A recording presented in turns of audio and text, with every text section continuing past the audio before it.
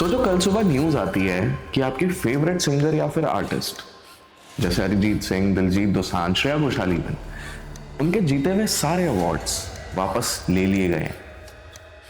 कैसा लगेगा? क्योंकि उनके गाने उनकी असली आवाज में कभी थे ही नहीं। Okay, which is not true. See, when I appeared on the Grammy Awards and sang Baby One More Time, I mean, I had some backup singers doing the harmonies, but I sang all the lead vocals live. Internet पर खलबली हो जाएगी, लोग shocked, hashtags ऐसे ऐसे rank करेंगे जैसे fraud, scam, cheat, cancel. ये कहानी थोड़ी सी फिल्मी लग रही है ना, लेकिन म्यूजिक हिस्ट्री में ऐसा सिमिलर हो चुका है 80 के दशक में, लेकिन यहाँ नहीं, वेस्ट में। Milli Vanilli. Milli Vanilli. Milli Vanilli. We're going to a Milli Vanilli concert. 1980s के एंड में एक पॉप डुओ था, मिली वेनिली। दुनिया भर में craze, world tours, 7 million album sold out, Grammy for best new artist. लेकिन सिर्फ एक टेक्निकल ग्लिच ने पूरा करियर खत्म कर दिया। लाइव शो में ट्रैक अटक गया था, girl you know it's, girl you know it's, girl you know it's. 80,000 लोगों के सामने सेम लाइन बार बार रिपीट हो रही थी और वो लोग समझ गए थे कि ये कोई वोकल आर्टिस्ट नहीं बल्कि डांसर्स हैं जो सिर्फ लाइन को लिप सिंक करके लोगों में गाते हैं। उनका ग्रैमी कैंसिल हुआ, करियर खत्म। And the best new artist is Milli Vanilli. एक मेंबर जो 32 साल की उम्र में डिप्रेशन से गुजर रहा था, उसने ड्रग ओवरडोज करके अपनी ही जान ले ली। एंड इन सबका एक ही रीजन था कि लोगों को लगा उनके साथ धोखा हुआ है। Nobody seems to care anymore. Which is very common in the music industry. But if you really want to know, I should tell you the truth.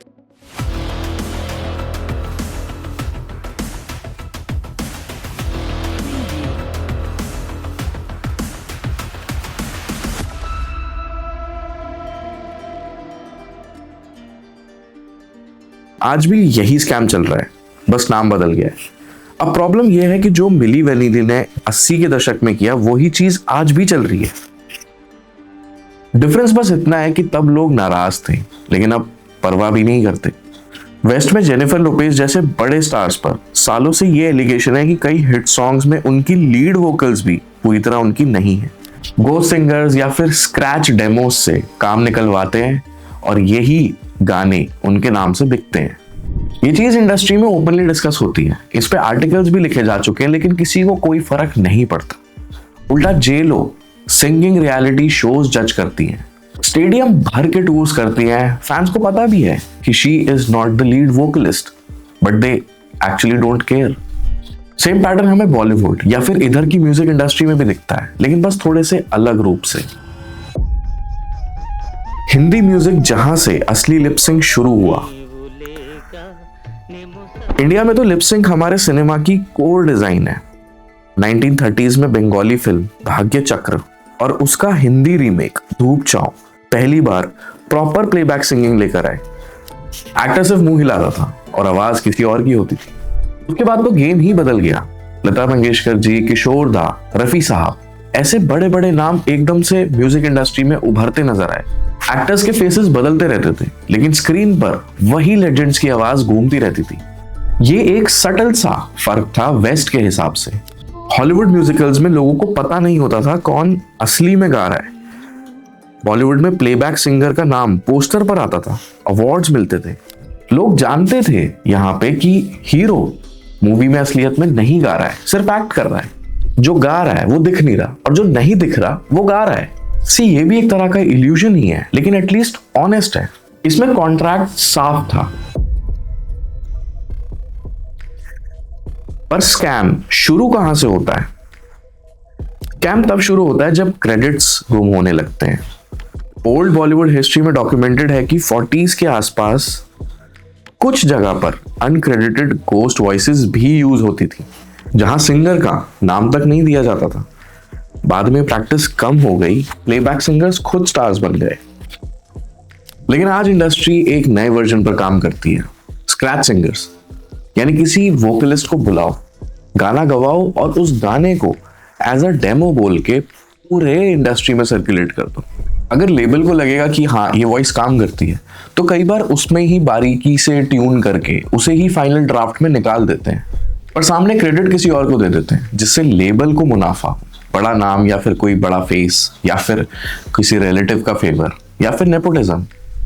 On paper ये कॉन्ट्रैक्ट कुछ ऐसे लिखा जाता है कि जो स्क्रैच वोकलिस्ट होता है उसे सिर्फ एक बारीकी ही फी मिले, ब्रांडिंग, रॉयल्टी और फेम तीनों किसी और के नाम पे, जिसे लेबल ज्यादा से ज्यादा एक्सप्लॉइट कर सके।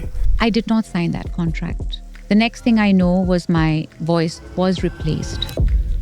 ऑटोट्यून, प्लगइन्स और प्रोड्यूसर्स का राज। 1990s के एंड और 2000s में एक टूल आया जिसने गेम पलट दिया, ऑटोट्यून। पहले एक गाने के लिए सच में स्ट्रॉन्ग सिंगर चाहिए होता था। गलत सुर, फ्लैट नोट, ब्रीदिंग इश्यूज सब रिकॉर्ड पे कैप्चर होता था। और अब एक लैपटॉप, एक माइक, एक प्लगइन, किसी भी आवाज को परफेक्ट बनाया जा सकता है। It was him actually who started using autotune. प्रीतम दा के म्यूजिक में हम लोग इससे प्रोमिनेंटली दो चीजें हुई, सिंगर्स या फिर वोकलिस्ट की डिपेंडेंसी कम हुई। अब प्रोड्यूसर सोचता है कि ठीक ठाक सा भी सुर लगा दे तो बाकी का तो मैं डिफॉल्ट मशीन से ठीक कर ही दूंगा। अब आर्टिस्ट नहीं, मेन म्यूजिक कंपोजर बन गया इस प्रोजेक्ट का हीरो। सिंगर्स स्वैप करे जा सकते थे, वोकलिस्ट रिप्लेसेबल थे, और यही वो डोमिनो इफेक्ट है जो एक बहुत बड़े चेंज का हिस्सा है। जब ऐसी बारीकियां एक आर्टिस्ट के हाथ लगती हैं तो कभी कभार आर्टिस्ट एक्सप्लॉइट हो जाता है और उससे ज्यादा पावरफुल हो जाता है वो सिस्टम जो उस आर्टिस्ट को कंट्रोल कर रहा है। मानो या ना मानो, our music is run by the mafia. Our labels are running this mafia game. Streaming, labels और टेम्पलेट आवाज। स्ट्रीमिंग एरा ने हिंदी म्यूजिक को और ज्यादा फैक्ट्री बना दिया है। इंडियन रिकॉर्डेड म्यूजिक रेवेन्यू का बड़ा हिस्सा आज भी कुछ मेजर लेबल्स जैसे टी सीरीज, सारेगामा यही कंट्रोल करते हैं। एक रिपोर्ट के हिसाब से इंडस्ट्री का मैक्सिमम रेवेन्यू करीब 75% सिर्फ इन्हीं बिग जाइंट्स के पास जाता है। और इसी के पैरेलल नॉन फिल्मी, रीजनल और उसके अंदर भी स्पेसिफिकली पंजाबी म्यूजिक, इसने स्ट्रीमिंग पर तेज ग्रोथ पकड़ी है। मैं कदे आज तक स्टेज शेयर नहीं की थी, पर आज करूंगा। Mister Peter low is coming tonight. We're gonna have some fun tonight, man. Punjabi non film catalogue कुछ प्लेटफॉर्म्स पे 50 से 60% तक का कंजम्पशन ड्राइव करता है। अब बेसिकली इस रेस में क्या होता है ना कि लेबल्स को चाहिए फास्ट कंटेंट, वीकली ड्रॉप्स, हर वीक एक नया सिंगल, सेम 3-4 टेम्पलेट बेस्ड गाने जो टिकटॉक पे या फिर रील्स पे चल जाए, सेम म्यूजिक स्ट्रक्चर, सेम ही प्रोड्यूसर के साथ अलग अलग सिंगर्स को फिक्स करके एक प्रीसेट बना देना। ऐसे में गाना एक टेम्पलेट बन जाता है। किसी भी एक्स सिंगर से गाना गवा दो, आपने देखा होगा कि हाल फिलहाल में कई गाने आपको सिर्फ सेम साउंड कर रहे होंगे।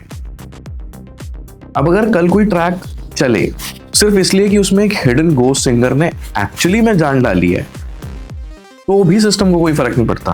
क्रेडिट और मार्केटिंग उसी आर्टिस्ट को मिलेगी जिस आर्टिस्ट से लेबल सबसे ज्यादा कमाता है, यानी ब्रांड डील, फेस वैल्यू और सबसे ज्यादा इंपॉर्टेंट फॉलोअर काउंट।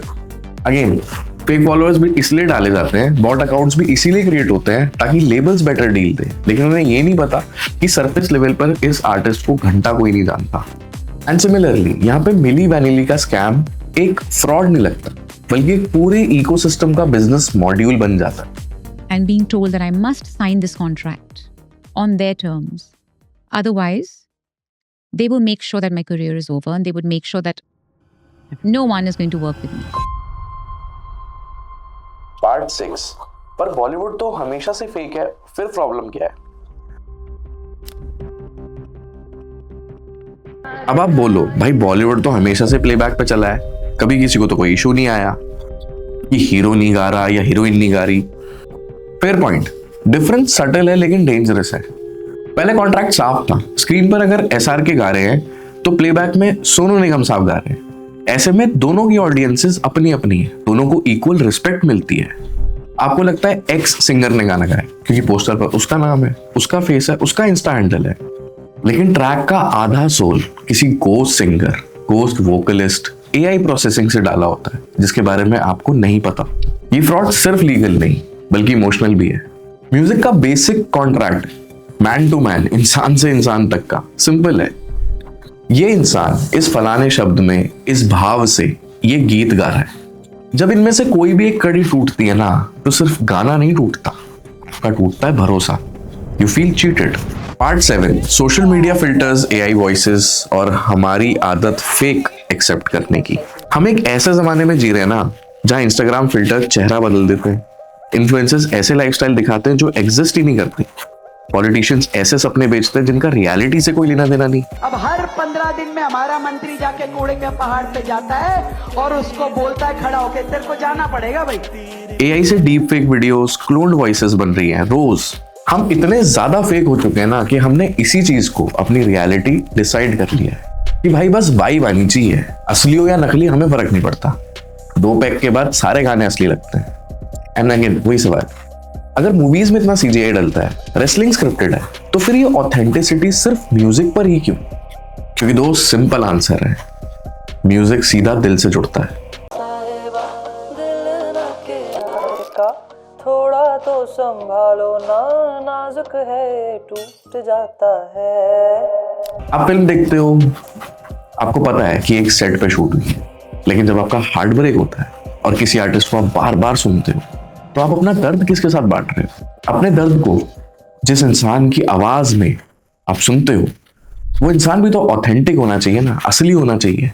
अगर कल को पता चले कि आपने जिसकी याद में जो गाने सुने वो असल में उस आर्टिस्ट ने गाए नहीं, तो फिर ये दर्द किसका हुआ? इस पूरे वीडियो का पॉइंट ये नहीं है कि लिपसिंक बुरा है या ऑटो ट्यून यूज मत करो। पॉइंट सिंपल है यार, जितना रियल हो सके उतना रियल रखो।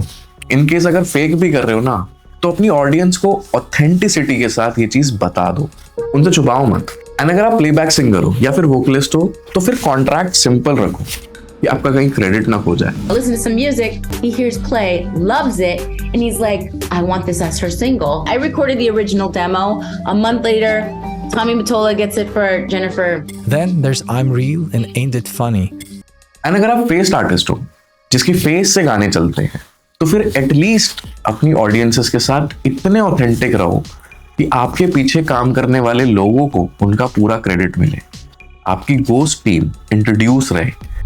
एटलीस्ट पब्लिक को ये मत बेचो कि you are the sole artist doing all the fucking job. Writer भी आप, लिरिसिस्ट भी आप, कंपोजर भी आप, हर चीज आप। जब जनता जानती है कि आपके पीछे एक पूरी गोस्ट टीम है, लेकिन अगर आप दोनों में से कुछ नहीं हो और सिर्फ मेरी तरह एक लिसनर हो, तो फिर एटलीस्ट इस चीज का ध्यान रखो कि स्पॉटिफाई, यूट्यूब या जो भी स्ट्रीमिंग प्लेटफॉर्म आप यूज करते हैं, उसके क्रेडिट्स चेक करें। क्योंकि हर बार जो गाना आप सुन रहे हो, आप अपनी सबसे इंपॉर्टेंट चीज दे रहे हो उसे, अटेंशन। ये इस कंटेंट इकोनॉमी की सबसे बड़ी करेंसी है।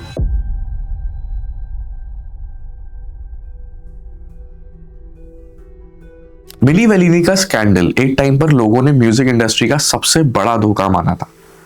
आज शायद वो स्कैंडल दोबारा भी हो जाए, तो हम कमेंट सेक्शन में सिर्फ लिखेंगे जो सब इंडस्ट्री गेम है। चल, यही सबसे डेंजरस बात है, क्योंकि हमने लड़ना छोड़ दिया है और हमने मान लिया है कि यार fake is the nu real. लेकिन एटलीस्ट एक सिंपल सी चीज आज भी हमारे हाथ में है, और वो है हमारा अटेंशन स्पैन, हमारी कॉन्शियसनेस। इसलिए होश में आओ। तो नेक्स्ट टाइम जब भी आप किसी गाने से जुड़ो, इतना करीब से, हील होने की वजह से, तो एटलीस्ट खुद से एक सवाल पूछना कि मैं जिस आवाज से जुड़ रहा हूं, क्या वो सच में उसी की है? और अगर जवाब हाँ है, तो फिर वो चाहे आवाज ऑटो ट्यून से गुजरे, चाहे एक कमरे में माइक से रिकॉर्ड हुई हो, चाहे हाई एंड प्रोसेस्ड हो, फर्क नहीं पड़ता दोस्त। लेकिन अगर जवाब ना है, तो शायद वक्त आ गया है कि हम म्यूजिक को भी वही रिस्पेक्ट दें जो हम अपने दर्द को देते हैं, अनफिल्टर्ड, इम्परफेक्ट बट ऑनेस्ट।